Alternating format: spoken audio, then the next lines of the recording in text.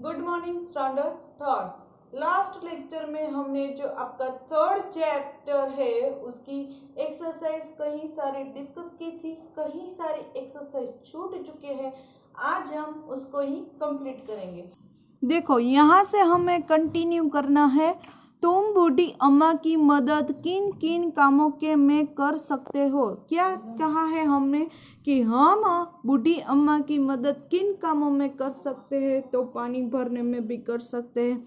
अभी आप छोटे हो इसलिए ये थोड़ी सी हेल्प आप कर सकते हो। अब आगे की एक्सरसाइज देखो, ये आगे की एक्सरसाइज क्या है, कितने नाम कितने काम। इस कहानी में नाम वाले और काम वाले कई शब्द आए हैं, उन्हें छांटकर नीचे तालिका में लिखो। क्या कहा है कि इस चैप्टर में कई सारे नाम वाले शब्द है और कहीं जो बूढ़ी अम्मा है जो ये काम करती है वो काम वाले शब्द कहते हैं, वो हमें लिखना है। तो नाम वाले शब्दों में आएगा आसमान, अम्मा, चांद और झाड़ू। काम वाले शब्द में आएगा झाड़ू लगाना, पानी भरना, उठना और खाना बनाना। क्या आएगा नाम वाले शब्द में? आसमान, अम्मा, चांद, झाड़ू। काम वाले शब्द में क्या आएगा? काम वाले शब्द में झाड़ू लगाना, फिर पानी भरना, उठना और खाना। तो ये हुए नाम वाले शब्द और काम वाले शब्द। अब नेक्स्ट एक्सरसाइज, तुम्हारी शरारत। अपनी किसी शरारत के बारे में लिखो।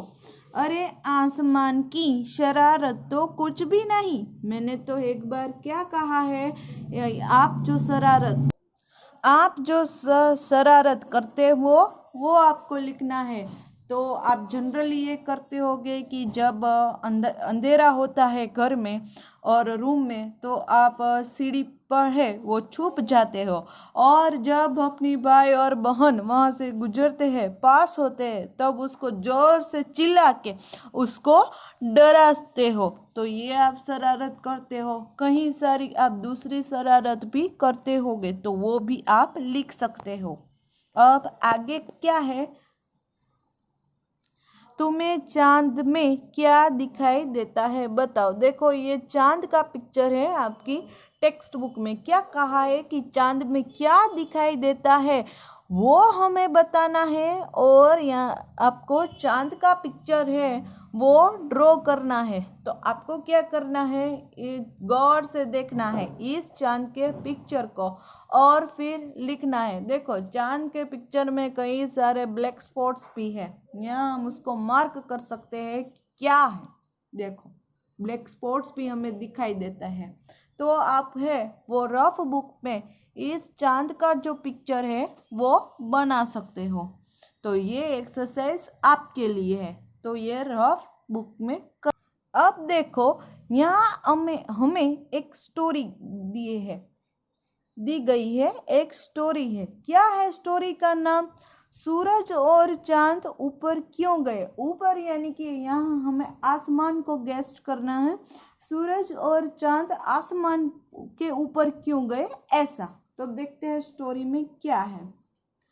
बहुत समय पहले सूरज और चांद जमीन पर रहते थे। क्या कहा कि कई साल पहले जो ये सूरज और चांद है वो जमीन पर रहते थे। पानी उनका अच्छा दोस्त था और वे अक्सर उसे मिलने आते थे। क्या कहा, जो पानी है वो उसका बेस्ट फ्रेंड था, इसलिए उसको मिलने जाते थे। लेकिन पानी कभी भी उसके घर पर नहीं जाता था। क्या कहा कि ये जो सूरज और चांद थे वो जमीन पर रहते थे और वो उसका जो खास दोस्त था पानी, उसको मिलने के लिए जाते थे। लेकिन जो पानी है वो उसको मिलने के लिए कभी नहीं जाता था। आगे क्या है, एक दिन सूरज ने पानी से पूछा, तुम कभी हमसे मिलने क्यों नहीं आते। क्या पूछा, एक बार है वो सूरज है वो पानी से पूछता है कि हम तुझे मिलने के लिए आते हैं, लेकिन तुम हमें मिलने के लिए क्यों नहीं आते हो। पानी क्या कहता है, देखो पानी बोला, मेरे बहुत सारे दोस्त हैं। यदि मैं तुम्हारे घर आऊं तो वे भी मेरे साथ आएंगे।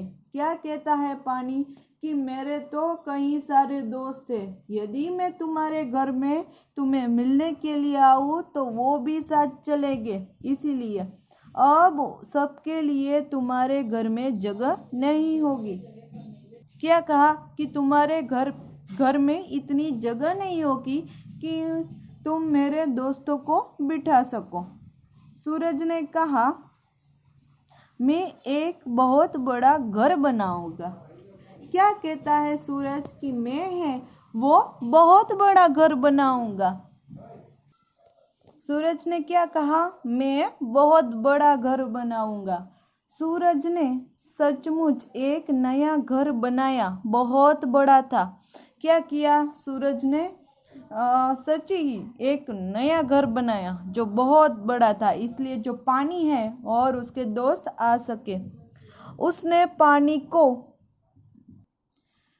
इस नए घर में बुलाया। पानी तरह तरह की मछलियों और उसके साथ रहने वाले दूसरे जानवरों के साथ सूरज के घर पहुंचा।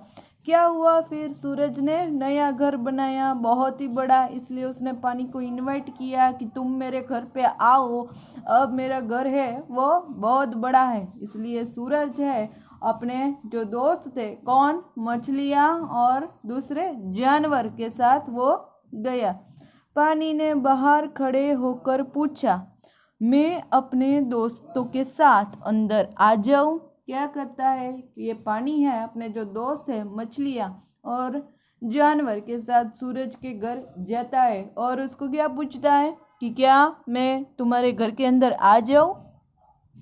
सूरज ने कहा, हाँ हाँ आ जाओ। सूरज क्या कहते हैं? आ जाओ। पानी अंदर आया और कुछ ही देर में सूरज के घर में घुटनों तक पानी भर गया। क्या हुआ? पानी है वो सूरज के घर में गया तो सूरज का जो घर था पहले तो घुटने घुटने तक पानी आ गया।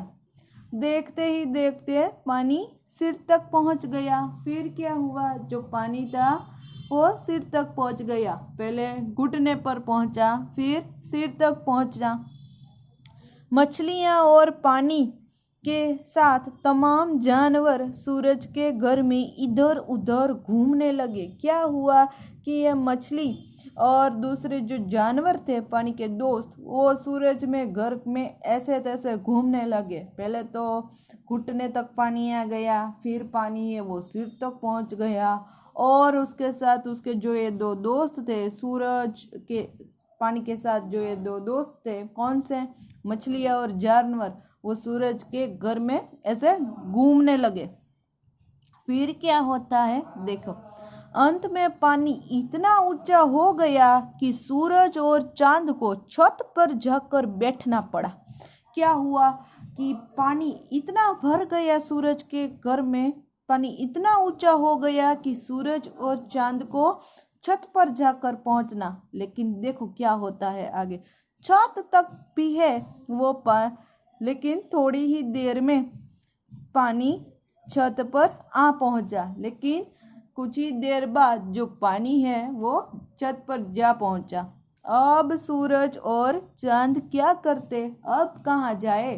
पहले पानी है वो घुटने तक, फिर सीट तक, फिर ये जो उसके दोस्त थे वो ऐसे तैसे घूमने लगे, फिर छत पर गए। लेकिन पानी तो इतना ऊंचा हो गया कि छत पर भी पानी पहुंच गया। अब सूरज और चांद ये बैठे तो बैठे कहाँ? वे भागकर आसमान पर पहुंचे। आगे मैंने कहा था ऊपर, यानी कि वो आसमान पर पहुंच गए। आसमान उन्हें इतना पसंद आया कि वो वहीं रहने लगे। जैसा क्या हुआ कि फिर ये सूरज और चांद को आसमान इतना पसंद आ जाता है कि वो आसमान पर ही रह जाता है। इसलिए देखो हमारी स्टोरी का टाइटल क्या था? सूरज और चांद ऊपर। क्यों ऊपर? यानी कि आसमान, जैसा मैंने पहले कहा था, तो इसी वजह से। तो यहाँ हमारी स्टोरी भी कंप्लीट होती है एज वेल एज हमारा चैप्टर भी खत्म होता है। इस चैप्टर को आपको लर्न करना है, रीड करना है। चैप्टर की PDF मिल जाएंगी। Till then good bye to all.